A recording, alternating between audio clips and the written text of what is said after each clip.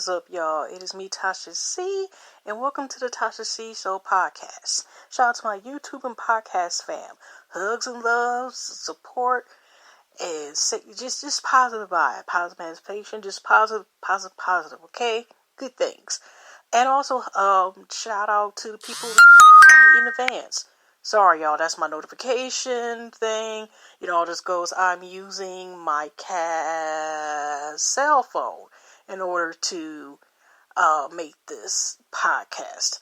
So, I'm not going to make a long intro like I usually do. So, I'm just going to read some facts. And, of course, it seems like notifications happen every time I'm making a podcast. Okay. But anyway, y'all, this is again another episode. This should be episode either 55 or 56 of our Kings and Queens Next Door. And this time, of course, y'all, you know how sometimes when you're not looking for something, that's when you find it, or you're taking a break or stopping. So, if y'all been listening to podcasts, I think it was like last week or week ago, I ended up trying to find I did this before I did the article on the 7 queens of powerful African queens, and I actually found it from an Instagram page, so I had looked it up, and it's from Read by Black, which also is an Instagram I follow. I probably need to make sure I bookmark them, because, they have different things. We're talking about businesses and certain things in history and current events and so forth, and, people right now. And so I actually found this, y'all. Remember, y'all, I've been trying to find this all since last week. And when I went to clean up some of my tabs that I have in my Google, I ended up finding what I was trying to find. So even though I talked about Amina before, I'm going to talk about her again. Because like I said, I was, let me make sure this is a different, like I said, it could have been, yeah. So anyway, okay. Oh, no, you know what? This is actually the same one. I just looked at the thing. It looked different. It looked similar. It's probably the one I already had before. So we're not going to look at that, y'all. My bad. When I kind of scanned and looked at it, I was all like, oh, wait, it's such and such, such and such. Well, we're going to go to one of the other most powerful queens. And then I'm just going to go to another article after this. Okay, now, we have been finding out now that I think this is the 4th, or I'll look at the list, I haven't counted. Now, this is from history.com, and this was originally June the 15th, 2010. It's been updated on June the 7th, 2019 again, and again it's by history.com editors.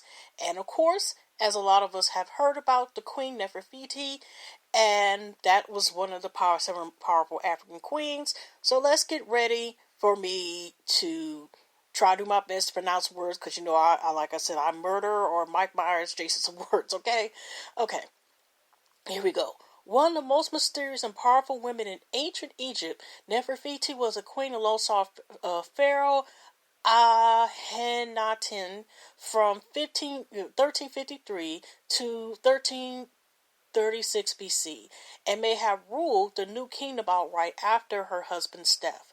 Her reign was a time of tremendous cultural upheaval as Akhenaten reoriented Egypt's religious and political structure around the worship around the sun god Aten. Yeah, because when I took an anthropology class, and the reason why I'm bringing this up is that I kind of only remember a little bit of the story. It was an anthropology class that dealt with, title was called Magic,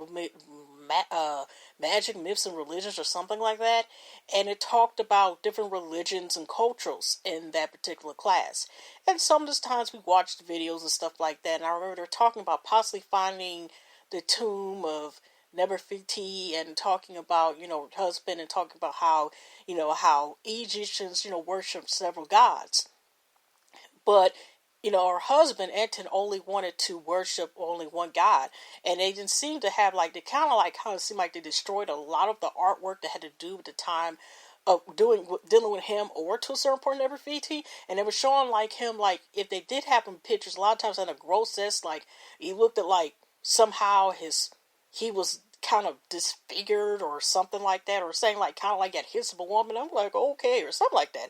It's been some years since I took that class, so it's interesting to follow this up. But let me continue, y'all. You know I'll be on a tangent.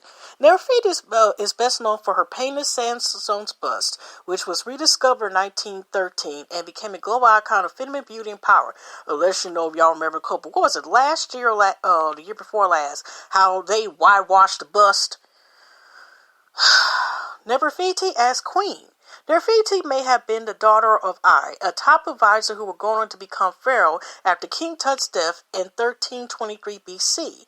An alternate theory suggests that she was a princess of the Mendi kingdom of North Syria. She was her husband's great royal wife, a favored consort, when he ascended the throne in Thebes as Amenhotep of 4. I hope I got that the number Mormon numeral right. In the fifth year of his reign, he displaced Egypt's chief god Amen in the Faber Mountain and moved the capital north to Armenia and changed his name to Arhantin, with Nefertiti taking additional name. Oh Lord, help me now. That's me saying that. That's not the article, y'all. Nefertiti, her full name meaning beautiful art of beauties of Arhantin, and a beautiful woman has come. Okay, this is in the red. Did you know? This is, I guess, a little footnote, whatever. The beauty of the iconic Nefertiti bust may be only skin deep. CT scans in 2009 revealed that underneath the surface of the smooth painted sculpture is a sculpture of thunderous, more realistic limestone carved woman with wrinkled cheeks and a bump on her nose. Artist transformation of religion brought in with it radical changes artistic conventions. Departed from the ideal images of early pharaohs, Architecture is somewhat decrypted with feminine hips. Dang, I just said that, y'all. I did not read this before I did this. I actually was just talking a bit. I don't like to say I swear on God, I swear on nothing like that. But I was just talking about him and the images of, I don't remember the film, of course, because it's been 10 plus years ago, but I did remember the imagery, and they were talking about, the stuff during this particular film about him and his wife, and exaggerated features.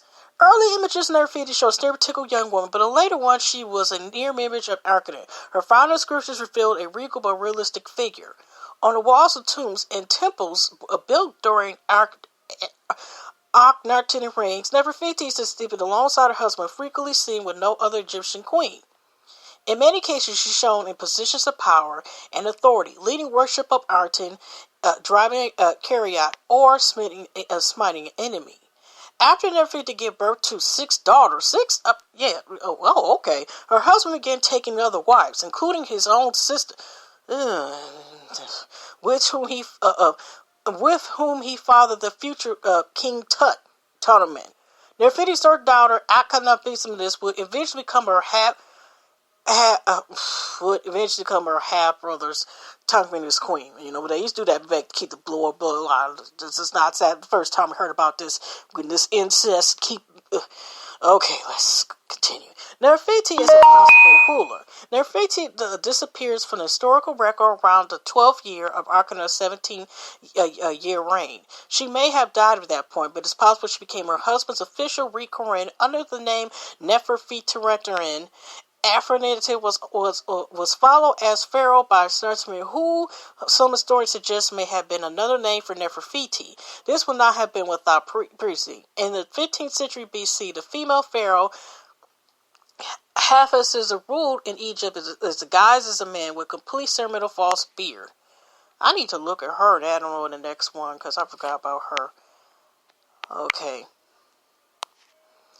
If Nefertiti kept power during and beyond Arctic's last years, it's possible she began to reverse of her husband's religious policies that would reach fruition during the reign of King Tut. At one point, Nefertiti employed a scribe to make divine offerings to Amen, pleading for him to return and dispel the kingdom's darkness. Okay, well, let's talk about the famous bust of Nefertiti. On December 6, 1913, a team led by German archaeologists Ludwig Barker discovered a sculpture buried upside down in sandy rubble on the floor of the excavated workshop of the world sculptor Tarmus in Armenia. The painted figure featured a slender neck, gracefully proportioned face, and a curious blue cynical headpiece of a style only seen in images by Nefertiti. Brothers' team had an agreement with the splits of these artifacts with the Egyptian government, so the bust was shipped as a part of Germany's proportion. A single poor photograph was published in the Archaeological Journal, and the bust was given to the expedition's founder, Jacques Simon, who displayed it for the next 11 years in his private residence. In 1922, British Egyptologist Howard Carr discovered King Tut's tomb. A flurry of international attention followed, and the image of Tut's solid gold funerary mask was soon a global symbol of beauty, wealth, and power. A year later, the Nefertiti bust was put on display in Berlin, counting the English Tut with a German appropriation of ancient glamour. Throughout the 20th century's upheavals, the bust remained in German hands. It was remembered by Hitler, who said, "I will never wish the head of the Queen." Hidden from Allied bombs in the salt mine and covered by Eastern Germany throughout the Cold War. Today it draws more than 500,000 visitors annually to the Berlin Museum. And that is it. Because, when even looking for history, I noticed that it's always about the Nefertiti bust. But it's like information about her, and then it don't seem like it's much about her afterwards. Okay. Sorry, y'all. I just clicked on the female king thing. I'm not reading that today, but I just wanted to get more information. And then I'm going to read my last thing of the night, and then I'm taking myself off this podcast. So, okay. Let's get to our last article. A little section for the night. Now, due to the fact, y'all, that we, of course, have been, due to circumstances, a lot of us, majority of us, worldwide, have had to stay in and quarantine, okay? And so, I found an article, which is from OprahMag.com, Oprah Magazine, which is titled 40 Black movies on Netflix that you want to watch and repeat. We Can't Take All This Excellence is by Mackenzie Jean Philippe on February 3rd, 2020. So this is recent. I'm just going to go and read it. Now, this is their choices. Some of these y'all probably have watched. Some of them you probably haven't watched. But let's go ahead. The Internet Under the Light. Netflix announced that in 2019, the streaming service will rotate iconic black films each month. Meaning you'll have tons more great content, but only 30 days to watch the latest 1997's Booty Call, starring Jamie Foxx, Tommy Davidson, and Vivica A. Fox. Okay, but don't worry too much if you're looking to flex your binge muscle. Netflix also is already home to tons of great black cinema. Take Tyler Perry's first ever original movie for the streaming service, A Fall from Grace. Y'all, if y'all know why I'm laughing, y'all see the film, you know what I'm talking about. Oprah's A Wrinkle in Time, the Oscar-winning superhero Black Panther, and nearly all Will Smith's big blockbuster. They just got Blockbuster, didn't say Blockbusters. And there are even more to choose from, so don't sleep on the rest of these great black movies that you can add to your Netflix qual. Now, I don't know, I haven't honestly looked at the whole article, but also today premiere was Uncorked, which is starring Courtney B. Vance, Niecy Nash. It thinks about a family guy that wants to pursue a certain career, I think in a winery or something like that in Sheffield.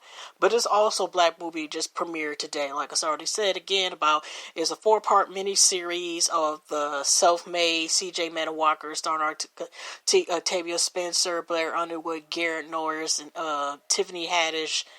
That's the name top of my head I got there for, so they're also on there as well. I know there's probably another episode of No, that's a total different network. I'm sorry, y'all. Sidetracked. I'm about to start talking about Hulu. Of course, we're also still playing is Little Flyers Everywhere, starring, of course, Kerry Washington, Reese Witherspoon, and this, which is based on a book. So, like I said, let's continue. Now, first one is Ali. Will Smith earned an Academy Award nomination for his portrayal of iconic boxer Muhammad Ali as an legendary athlete battle with controversy both inside and outside the ring. Now, since this was February, y'all, and it's in a minute next week that, basically the butt in, we'll start with April coming next week, because, today is March 27th, Friday. I haven't looked on Netflix, I ain't gonna lie, so I don't know if some of these films premiere, but go check it out. Purple Rain. Of course, I've seen that. I've seen parts of it, but I haven't seen all of it. But Purple Rain, of course.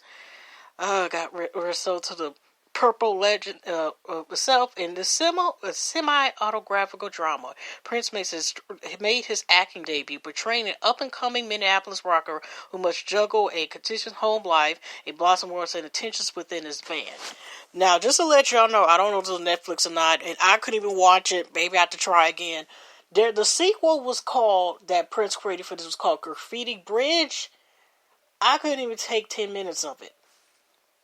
So I don't know how it ends, but it did come back, not to promote his love interest, if you already seen the first one, but a totally different girl, still the time because, Morris Day and them, and Jerome is in there, so you know what I'm talking about, but I'm like, oh my gosh, and I can't even do it. I seen Under the Cherry Moon. Just watch if you love like Prince and Morris, and Jerome's in there, but Prince was very talented. I'll just say that. But Under Cherry Moon was Nope, and Graffiti Bridge. If y'all watch that, Nope as well. But you watch it for the sake because Prince is in there. Okay, that's Booty Call is watching cult favorite. Okay, I don't know too many people. Okay, love was cult favorite. Two guys have one goal in mind. They must quote get lucky, but it's not as easy as they like it to be. Scary Movies 1 and 2, which is a comedy, spatial parodies of scary movies on that time. The first two movies of the wildly popular horror comedy film series follows a group of friends as they navigate frightening events in their far tales. A Fall from Grace. Okay, I'm trying to avoid that. In the title to his first film for Netflix, a woman named Grace works to overcome her woes in life when she meets a charming younger man. She falls in love and marries him, but he soon reveals his true sinister intentions. Grace snaps and soon finds herself on trial for his murder. Seen that movie too. Okay, I haven't seen this, but I know this was based on a play. American Son, adapted from the acclaimed Broadway play that also stars Kerry Washington. American Son follows an estranged couple as they await the news of their missing teen son in a Florida police station. Hitch. Will Smith plays a confident dating coach named Alex who tasked with helping hopelessly unromantic Albert get his girl. But as Albert begins to excel in the love department, Alex fumbles as he falls for a tablet reporter, Sarah. Okay, I'm not even counting. Okay, this is 8 out of 45. Okay, Wild Wild West. In another hit, Will Smith flick, Smith is James West, a Civil War hero who, along with U.S. Marshal Amadeus Gordon, is tasked with arresting an evil invader plotting to assassinate the president. Okay, 9 out of 45. Barry. This Barack Obama biopic follows number 44. He navigates his junior year at Columbia University, struggling to stay connected to his parents and schoolmates. The 10 out of 45. Karate Kid. The Karate Kid. Jaden Smith and Jackie Chan took on this 2010 remake in which a single mother's new job means she and her son Dre must move to China. Finding it difficult to fit in, Dre finds an ally in the maintenance man Mr. Han, a martial arts master. 11 out of 45. Hustle and Flow. A man named DJ is nearly 40 and still working as a pimp in Memphis, Tennessee. Ready for a turnaround in his life, he aspired to make it in the record industry and create rap. Yeah, I've seen that one. 12 out of 45. Dolomite Is My Name. Eddie Murphy returns to the big screen as the 1970s comedian Ruby Ray Moore as he creates his beloved raunchy alter ego Dolomite one of the stars of the Black Tornadoes Spillover. Personally, that was a good film. It was actually kind of funny. Okay, we all know these classic, and number 3. I mean, I don't know how long it's going to go for when part 3 starts streaming, due to the fact of what's going on now. But let me go to this. Bad Boys 1 and 2. The cult classic action comedy franchise. Will Smith and Martin Lawrence are 2 Miami narcotic cops who find themselves in the midst of drug wars that must be stopped. 4 out of 5 to 5. Paid in Full. I still haven't seen Paid in Full, y'all. Forgive me, y'all. McKee 5 replacements. A young band in 1960s, along with his friends, become major players in the dangerous Harlem drug dealing scene. And the Paid in Full is based on the stories of the dudes back in the day that were in the area, I thought. Okay, 4 out of 5. The Good Burger. Good Burger. Fast food workers Kenny and Kale attempt to save the Good Burger from runs and enters into competition with a heavy hitter franchise. 16 out of 45. With her dream of attending Harvard Law School at risk, a leader of black sorority is tasked with secretly leading a white sorority to victory for upcoming step dance championship. 17 out of 45. The Long Shots. A former football player hopes to coach a local Pop Warner football team to victory. Their secret weapon? His niece, who is their star quarterback. The 18 out of 45. The Wedding Party 1 and 2. The success of the couple's over-the-top weddings threatened by warring parents, uninvited guests, and exes. Fun fact, this Nollywood rom-com had the biggest opening of any Nigerian film to date. I heard about it. Maybe, okay. See this on the septuplets. I haven't seen this shit. As he's expecting his own child, Alan, which is Marlene's character, discover he's a sextuplet and sets out to find his 5 siblings, all played by the Wines. 20 out of 45. Lionheart. In this Nollywood film, after her father becomes sick, Days must step up to take over the family business despite it being the male-dominated industry. 21 out of 45. Moonlight. In this Oscar-nominated, which is now revised, but actually it won an Oscar. I think it won it for Best Film. In this Oscar-nominated, incredibly emotional drama, you see a young boy named Sharon grow up in a crime-ridden Miami neighborhood, grappling with the troubles around him as he comes to terms with his own sexuality. 22 out of 45. Spider-Man Into the Spider-Verse. Now, this is one of those, like, CGI, 3D kind of cartoonish things. And it's critically acclaimed, Oscar-nominated animated film. A Brooklyn teen named Miles is bitten by a radioactive spider and in turn meeting his final counterparts from alternate dimensions.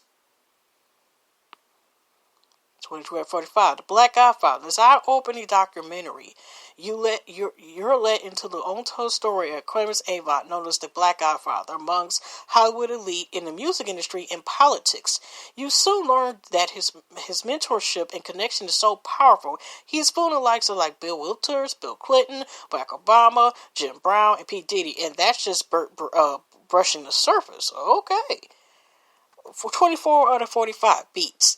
A struggling movie producer and a teenage music prodigy who is ridden with anxiety find each other hoping to break into the Chicago music scene. 40 out of 5. See You Yesterday. The two geniuses invent time travel enabled backpacks. But when one of their brothers is killed in a police shooting, they attempt to use the new devices to save him. 26 out of 45. Homecoming, a film about Beyonce. As the one and only Queen Bey could do, the songstress announced her groundbreaking documentary just days before it was set to stream on Netflix. Dubbed Beychella, the film chronicled Beyonce's celebrated 2018 Coachella performance, not only showing the entire concert, but going behind the scenes to reveal the hours of rehearsal, HBCU fuses, and its importance for black culture. 27:45. Juanita. In this Netflix original drama, Africa plays a woman who uproots her life and takes a trip to Montana, leaving her 3 grown children behind in order to better herself. For the fact, Woodward's husband, Robert Spencer, wrote the film just for her at her personal request. Oh, okay. High Flying Bird. Shot completely on the iPhone. This Steven Soderbergh drama follows a sport agent who conducts a risky plan to order to end a NBA lockout. 20 out of 45. The Boy Who Harnessed the Wind. The directorial debut of actor Chede Afro, who also stars in the film, follows a 13-year-old modeling boy who teaches himself to build a windmill in order to save his village from starvation. 30 out of 45. Remastered, Two Killings of Sam Cooke. This documentary delves into the events surrounding the mysterious murder of Sam Cooke, the musician activist who died in the midst of the civil rights movement in 1964. 31 out of 45. 7 Pounds. In this 2008 drama, Will Smith portrays Ben Thomas, an RRS agent who embarks on a mysterious mission to donate 7 of his organs to strangers in need, but seemingly random acts of kindness have darker motivations. 32 out of 45. Black Panther. Marvel Studios struck gold when it produced the first film with nearly an all-black cast. Black Panther scored over $1 billion at the global box office and inspired moviegoers to attend screenings in dashikis. Its powerhouse included Danny Glover, Chadwick Boseman, Michael B. Jordan, Lupita Nyong'o, and Angela Bassett, just to name a few. 33 out of 45. Roxanne. A 2017 Sundance Film Festival favorite, Roxanne is a biopic that tells the story of Queens-born MC Musuems, who rose to fame at the age of 14 following the release of her 1984 single Roxanne Revenge. While she's considered one of hip hop's first female rappers, the film depicts her struggle to succeed in the male-dominated music industry of the 1980s. Quincy. Finally, a long overdue documentary about Quincy Jones, the music legend who produced hits like Michael Jackson Thriller and Billie Jean, plus the soundtrack to 1977 TV miniseries Roots. Quincy follows the life of the great who counted celebrities like Marlon Brando, Ray Charles, and Frank Sinatra as friends. His daughter Rashida Jones co-directed the film. A Winkle in Time. Oprah appears alongside Reese Witherspoon and Wendy Carney in this Disney production based on the 16th sci-fi novel of the same name. Director Ava DuVernay became the first black female to earn more than $100 million domestically after its release. Okay, 36 out of 45. Zion. This Netflix original chronicles the life of Zion Clark, a young wrestler from Ohio who carries Gretchen syndrome, a condition that left him without legs. Though this documentary short is only 11 minutes long, Clark's inspiring story is worth every second of your time. Okay, 37 out of 45. Nappily Ever After. Remember when Sandra Lathan shocked us and shaved up off her head?